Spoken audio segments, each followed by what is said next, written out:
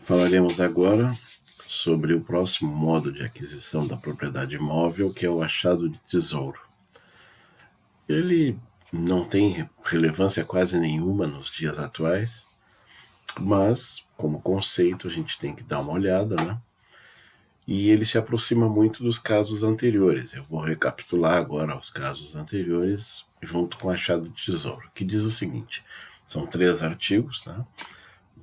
O primeiro artigo diz, o 1264, que o depósito antigo de coisas preciosas, oculto e de cujo dono não haja memória, será dividido por igual entre o proprietário do prédio e o que achar o tesouro casualmente. A descrição do que seja tesouro, que é uma expressão antiga, né, mais ou menos como a expressão invenção também, né, que é uma expressão antiga, é muito bem descrita aqui, né? Seria o depósito antigo de coisas preciosas. Não estabelece que tipo de coisa preciosa. Normalmente a gente, quando fala em tesouro, a gente lembra de ouro, de pedras preciosas, né? Então metais ou minérios, né? Mas poderia ser, em tese, até dinheiro, não teria problema nenhum, né? Ou moedas, certo? Qualquer tipo de coisa preciosa. Então é muito genérico, eu acho que me parece que de propósito. O que é importante ressaltar é aquilo que eu marquei em vermelho, exatamente para não confundir com os anteriores. E antes que, né, só para relembrar, vá que não tenha visto o vídeo na sequência, né, quais são os anteriores, no caso?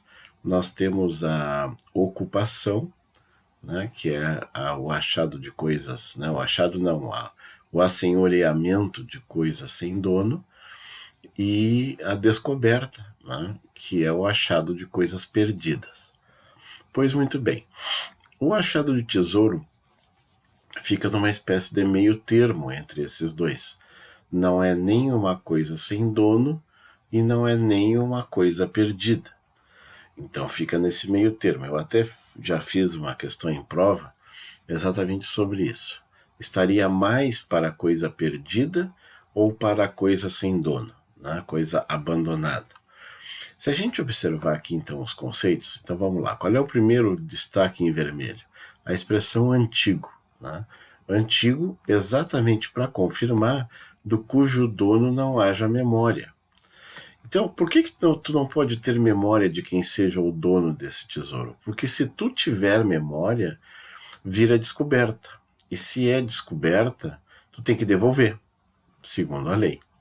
Então é exatamente por isso. Então tu não pode ter a mínima desconfiança de quem é o dono do objeto. Por isso que ele tem que ser antigo, tão antigo que não haja memória. A outra detalhe importante é que ele esteja oculto, ou seja, escondido, né? E é tão escondido, no caso, né, e aí fecha com outro destaque em vermelho, que tu só pode ter achado ele casualmente, ou seja, por acaso, foi acidentalmente. Tu não estava procurando nada, não estava cavocando, estava quebrando uma parede, sei lá o quê, ou desmanchando um móvel e descobriu, sei lá, como é que é aqueles, né, aqueles compartimentos secretos que ficam, né, escondidos dentro de um móvel. Então é nesse sentido, né? Então a coisa primeiro tem que ser antiga mesmo, e aqui não há um critério, mas o antigo o suficiente para que não haja a menor pista de quem seja o dono. Tem que estar escondido e tem que ser encontrado casualmente. Então não esqueçam esses destaques. Porque se tu tiver, repito, memória do dono, porque não é tão antigo, não estava tão escondido, e tu achou de propósito, ou seja, para tu achar de propósito é porque tu sabia que existia. Se tu sabia que existia, é porque tu sabia que alguém tinha escondido lá, e esse alguém é o dono, ou seus herdeiros. Então, a questão que eu quero colocar, e voltando à questão da prova, da pergunta, né, está mais para a coisa perdida ou para a coisa abandonada? Sem dúvida nenhuma que está mais para a coisa perdida, por uma razão muito simples. Ora, quem esconde, quem oculta um tesouro, é porque tem a intenção de retornar lá e pegar. É uma coisa que acontece, não sei se já aconteceu com vocês, comigo já aconteceu mais de uma vez, e eu acho que a tendência, quando a gente vai ficando mais velho, é que isso aconteça com mais frequência ainda, né? O que que acontece? Às vezes a gente esconde uma coisa e depois esquece que ela está lá.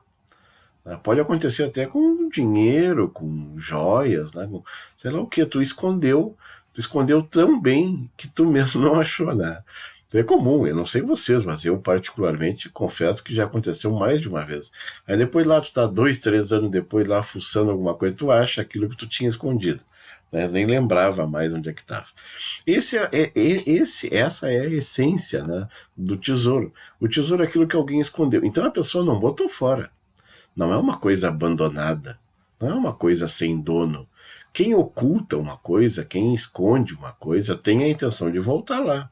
Então a pessoa perdeu aquilo, certo? Por isso que coisa perdida. E agora vamos ao detalhe. Ora, se a pessoa perdeu, o que que a gente deve fazer quando a gente acha alguma coisa perdida? Se é coisa perdida, é descoberta. E se é descoberta, tu tem que devolver para o dono. Mas, se essa coisa perdida que tu achou, casualmente, 2, não tem a menor ideia de quem pertence, 3, estava escondido, 4, é muito antigo, pois bem, vais adquirir a propriedade. E aí a aquisição é dividida, olha só, dividido entre o proprietário do prédio. Então se supõe que tu achou isso dentro de um prédio, né? Eu acho muito engraçado isso, né? Poderia ser teoricamente dentro de um automóvel, por exemplo, mas a lei esclarece prédio, e aqui também, né, no 1265, prédio de novo, né? Então, se tu achar isso, tu vai ter que dividir entre o dono do prédio e quem achou. Bueno, aí o 1265 diz assim: o tesouro pertencerá por inteiro ao proprietário do prédio se for achado por ele, ou seja, tu que é o dono do prédio foi o que achou, então não tem que dividir com ninguém. A divisão só vai ocorrer se por um acaso a pessoa que achou não é a mesma dona do prédio. Se a pessoa que achou é a mesma dona do prédio, ela fica com ele por inteiro. Né? Aí vem uma expressãozinha aqui, só para traduzir para vocês, eu botei aqui em negrito, achando-se em terreno aforado. O que é isso, seu terreno aforado? Está aqui a dica, ó. Terreno aforado é aquele que está em enfiteuse, tu tem o enfiteuta, que é o terreno de marinha. Então, achando-se em terreno de marinha, pode ler aqui, né, que hoje é o caso mais comum, o tesouro será dividido entre o descobridor e o enfiteuta, ou seja, o dono do terreno da marinha. Não tem muito o que comentar, é só uma tradução aqui. Ó, que eu nunca ouvi falar, o que é isso, terreno aforado? A pista está aqui mesmo, no 1266. É aquele que tem enfiteuse. Sabe o que é talvez o mais importante aqui, que é uma discussão internacional, inclusive, né? Porque nós sabemos, né, tem alguns ricos excêntricos que vão atrás de tesouros, ou seja, não é uma busca casual, né? Eles são o filme Titanic, para quem lembra, né? Exatamente a trama passa exatamente por um milionário que tem um equipamento sofisticadíssimo, né? Que tem um barco muito preparado de pesquisa para profundidade, submarinos, né? E ele consegue buscar navios afundados, navios de guerra, e eles ficam catando esses objetos antigos, né, ocultos, cujo dono não haja memória, que na verdade o dono nesse caso há memória. E esses barcos, esses navios, como são em alto mar, ou seja, não é terra de ninguém, né? Alto mar é terra de ninguém, não pertence a nenhum país. Então há uma discussão sobre a propriedade. Né? Eles não estão nem aí, né? Até porque se eles não pudessem ser proprietários, eles não fariam o investimento que fazem. Mas essa prática de buscar tesouros escondidos, né, tem que ser algo casual. Né? Então a legislação brasileira só protege aquele que achou casualmente. Nesse caso dos caçadores de tesouros, e existem no mundo afora, não conheço ninguém particularmente, não, aqui no Brasil, até onde eu sei, não tem ninguém, mas perde esse caráter aqui, do casualmente. O caçador de tesouro não acha casualmente. Ele faz uma pesquisa, ele faz toda uma busca, ele gasta muito para sair atrás de tesouros. É um hobby, né, uma atividade só Pessoas muito ricas é que podem fazer isso aí, tá bem? Então é só para vocês saberem isso aí, não tem mais maior importância. Aqui no Código Penal, junto aqui, só para relembrar vocês, né? Se tu te apropriar de uma coisa achada, nós já tínhamos visto isso, né? Se é uma coisa perdida aqui, ó, é crime, né? Pois bem, se tu te apropriar de um tesouro, também é crime. Então, quem acha tesouro em prédio alheio e se apropria no todo ou em parte da cota que tem direito o proprietário do prédio, comete crime. Da mesma forma, então, se tu achou um tesouro no terreno de alguém e não dividiu com esse alguém, se isso vier a ficar sabendo, tu pode responder por um crime. Da mesma forma, se tu te apropriar de uma coisa alheia perdida. Tá? Nós já tínhamos visto esse artigo, está no Código Penal. Nunca vi ninguém responder processo por isso, né? Com todo respeito aí. Assim como eu não lembro de cabeça, isso que eu estagiei anos no Ministério Público, de ninguém ser preso por aborto, por exemplo, né? Também que é uma discussão que acaloradíssima, todo mundo se briga demais por causa disso. Na verdade, o aborto no Brasil é praticamente liberado, né? A previsão penal não assusta ninguém. Aqui é a mesma coisa, né? Nunca vi ninguém com problema nessa área, mas tem previsão no Código Penal. Vamos entrar agora no filé, né, na parte mais importante da aquisição dos bens móveis, que é a tradição. Por que ela é a mais importante? Não é porque ela seja mais complexa, é porque ela significa, como eu disse lá no início, ela significa mais de 90% dos casos de aquisição de bens móveis se dá por tradição. Então, a maioria dos bens móveis que tu tá agora aí contigo, por exemplo, né? A tua roupa, o teu computador, o teu celular, teus livros, certo? Teus cadernos, caneta, a tua televisão, tudo isso foi adquirido por tradição. Então, a tradição ganha relevância exatamente por ser o caso que representa a maioria das hipóteses, né, de aquisição de bem móvel. São 2 artigos só, né? Para vocês verem que não é muito complicado, 2 artigos, e eu vou começar aqui pelo caput, né? Eu fiz aqui uns destaques, né, que depois a gente vai ver mais adiante, mas eu vou começar pelo caput, que diz assim: a propriedade das coisas não se transfere pelos negócios jurídicos antes da tradição. Lembra, mas é muito parecido com o registro de imóveis, né? O registro do título no registro de imóveis. E eu disse para vocês, não adianta nada tu fazer a escritura se tu não for levar a escritura a registro. Pois bem, aqui é a mesma coisa. Não adianta nada tu fazer o negócio jurídico, o contrato, assinar, pagar, tudo aquilo que se faz na escritura, se não ocorrer a tradição. E aí fica a dúvida, tá, e o que é a tradição, afinal? Esse nome aqui até atrapalha um pouco, né? Porque a gente tem outro conceito do que seja a tradição. Então eu peguei aqui conceitinho doutrinário que me parece bem tranquilo, certo? Não há divergência contra o conceito de tradição, é difícil mais de explicar, mas não é polêmico. O conceito é o seguinte: é a entrega de coisa móvel ao adquirente com a intenção de lhe transferir o domínio, em razão do título translativo da propriedade. Esse conceito aqui é do Washington, e eu devia ter frisado aqui, não fiz o destaque aqui, mas eu fiz aqui. Então, aqui, ó, quando conjugado pela efetiva entrega. Então, o que é tradição? Se fosse uma palavra só, o que é tradição? Tradição é entrega. Tá aqui, ó, efetiva entrega. É quando tu entrega a coisa móvel. Então, olha lá, eu fiz o negócio, eu assinei, eu paguei, eu me comprometi, certo? Não interessa, não tem efeito jurídico nenhum se não ocorrer a entrega efetiva do bem. Vamos lá, então, para explicar. Entrega como tu tá pensando mesmo. É a entrega da coisa. Eu coloquei aqui, porque aqui tem as espécies, né, da tradição. Nós temos aqui 3 espécies, a tradição real, a simbólica e a ficta. Eu vou explicar uma por uma. Mas, quando tu entrega uma coisa com a intenção de transferir, ou seja, tu está entregando para transferir a propriedade da coisa, tá? Em razão do título translativo, aqui a expressão título translativo a gente tem que olhar com um pouquinho mais de tolerância, né? título até agora, na nossa matéria, título até agora na nossa matéria, o justo título, né, que a gente já falou, eu comentei para vocês que seria um documento. Aqui não necessariamente, tá?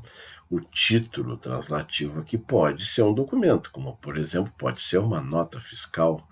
No caso dos veículos, né, pode ser o CRLV, né, que é o documento de transferência dos veículos, pode ser um contrato, né, pode ser um contrato de compra e venda de bens móveis, pode ser. Mas isso aqui não é tão necessário. O título pode ser até inexistente, né, do ponto de vista concreto, né? Mais importante que o título é a entrega.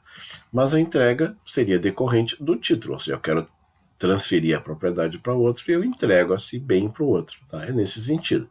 Tá? Então a palavra título aqui tem que ser, a gente tem que tomar um certo cuidado, porque é um pouquinho diferente da palavra título que a gente viu até agora. Aí tem as espécies. A primeira espécie, que é a mais importante, é a tradição real, aquela tradição que acontece mesmo, é a real, quando concretizada pela efetiva entrega da coisa feita pelo alienante para o adquirente, então, pelo dono, né, para quem está adquirindo a coisa. Pode a entrega, no entanto, ser feita a um terceiro, por ordem do adquirente. Então, nós temos aqui, eu vou dar agora os exemplos, né? É um caso clássico. Em vez de tu entregar direto para o terceiro, por ordem do adquirente, em sua representação, ou ainda pela remessa da coisa à casa do adquirente, ou ao lugar por ele designado. Aqui nós voltamos a um assunto que eu já tinha comentado com vocês. Então eu fiz aqui, ó, selecionei uma imagem. Aqui faz de conta que é uma loja. Não sei que imagem é essa, mas olha só. Isso aqui é a entrega de um bem imóvel. Tá aqui, ó, o alienante e o adquirente. Certo? Tá ocorrendo a entrega de uma caixinha aqui, deve ser um produto qualquer que está aqui dentro, né? E o vendedor aqui da loja provavelmente está entregando para a pessoa. Essa imagem nós já tínhamos visto, que foi lá na aquisição da posse, né? Quer dizer, qualquer pessoa pode receber. Né? Então aqui tu fez uma compra pela internet, chegou o entregador e tu está aqui assinando aqui. Mesmo, isso aqui é tradição real. Isso aqui está descrito aqui. Foi feita a entrega, olha só. Houve a entrega da coisa. Né? Mas a entrega pode ser feita a um terceiro, né, que seria essa imagem que nós já vimos aqui, né? De repente essa mulher aqui não é a proprietária a quem encomendou, né? Pode ser a mãe, pode ser a irmã, pode ser a filha, certo? De quem encomendou, né? Que seria para um terceiro, desculpa aqui, mas pode ser também em sua, ou ainda pela remessa da coisa à casa do adquirente, que é o caso aqui também. Então, esse aqui é o caso mais comum, seria, né? Tu tá comprando, essa mão aqui te representa, né?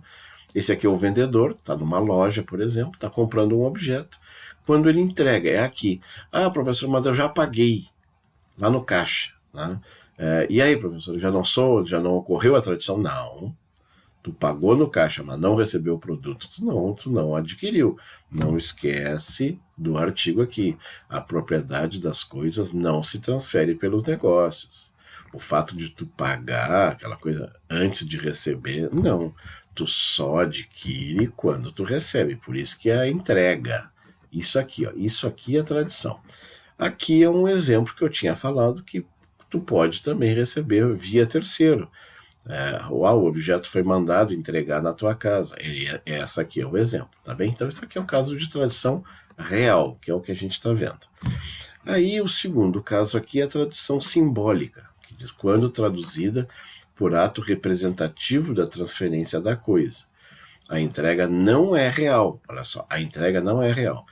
O melhor exemplo que a gente tem é a entrega das chaves do automóvel vendido. Então, aqui nós temos esse exemplo aqui. Tá, peguei um desenhozinho aqui, ó. Eu estou entregando o automóvel? Não, tu não está entregando o automóvel, mas tu está entregando a chave do automóvel. E normalmente é assim que simboliza. Tu fecha o negócio de compra de um carro e o cara te dá a chave. Aí tu vai lá e entra no carro. Quer dizer, é óbvio que a única maneira de tu pegar o carro é tu tendo a chave. Só que lembra um pouco aquele conceito de posse que a gente estudou, né? que é quando o bem está à tua disposição. No momento que a pessoa te entregou uma chave, né, ela pode estar te entregando a propriedade. Normalmente ela pode estar te entregando a posse também do carro, né, para tu sair com ele. Ele está te emprestando o carro, te empresta a chave. Mas quando é um negócio de compra e venda, a entrega da chave é simbólica da tradição. Por isso que é uma tradição simbólica. Eu tenho dúvidas um pouquinho sobre vamos dizer assim, o efeito jurídico disso, mas há uma previsão doutrinária, não está na lei, mas há uma previsão doutrinária de que isso aqui também é uma tradição, uma forma de tradição, tá bem? Pois muito bem, voltando aqui. E aí nós temos a tradição ficta, que merece um exame à parte, né, que eu vou fazer separado, que é o texto do 1267, parágrafo único. Tá? Todo esse parágrafo aqui, ó, tá? Parágrafo único do 1267 é chamado de tradição ficta, tá bem? Mas a gente vai ver na hora certa aí. Antes, no entanto, eu quero falar com você sobre essas expressões em latim. A traditio longa mano e a traditio, né? Perdão, eu fiz a pronúncia errada. É traditio longa mano e traditio breve mano. Esses nomes aqui, porque assim, a doutrina antiga, o direito romano, separava a tradição em 2 tipos só. Nós é que separamos em 3, tá? 2 tipos. E aí, nessa classificação, tentaram adaptar para o direito brasileiro, né, essas tradições antigas. Não tem muita relevância, mas o que acontece? Se a gente for procurar nos livros, cada autor diz uma coisa diferente, tu vai na internet também, cada um diz uma coisa diferente. E aí, então, eu fiz uma divisão, assim, porque daqui a pouco é aquela coisa, né? Aparece lá uma expressão, né? Num concurso, né? De repente tu fica lá apertado. Eu fiz um esqueminha bem simples aqui. A traditio longa mano, que é de mão longa, que seria de mão distante, né? É a real, essa que a gente viu, ou simbólica, também, né? As duas que a gente viu agora. A real ou simbólica é chamada de longa mano. Por quê? Porque sai de uma mão e vai para outra mão. Mano é mão, longa é distante, né? Uma mão distante. Então, quando eu entrego para outra pessoa, é uma mão distante. Na simbólica é a mesma coisa, né? É uma mão distante. Então, seria isso. Breve mano, breve é uma mão perto, mão perto. Quando tu entrega para um terceiro, né? Não tem muita explicação, né? Mas eu vou entregar para, né?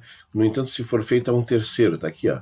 Quando tu entrega para um terceiro, não deixa de ser também um tipo de, né, simbólica, mas tem gente que considera que é breve mano, né? Porque não é a mão do adquirente, mas é para alguém que está perto do adquirente. Talvez seja isso. E a ficta, que a gente vai ver daqui a pouquinho, é quando é de mentirinha, né? Quando é uma tradição de mentirinha. Mas aí, agora, para a gente entrar nessa tradição breve mano, né, que eu vou fazer já aqui, apresentar a imagem para vocês, está aqui, mas eu vou fazer uma pausa para esse vídeo não ficar muito longo. Vamos dar uma trancadinha aqui.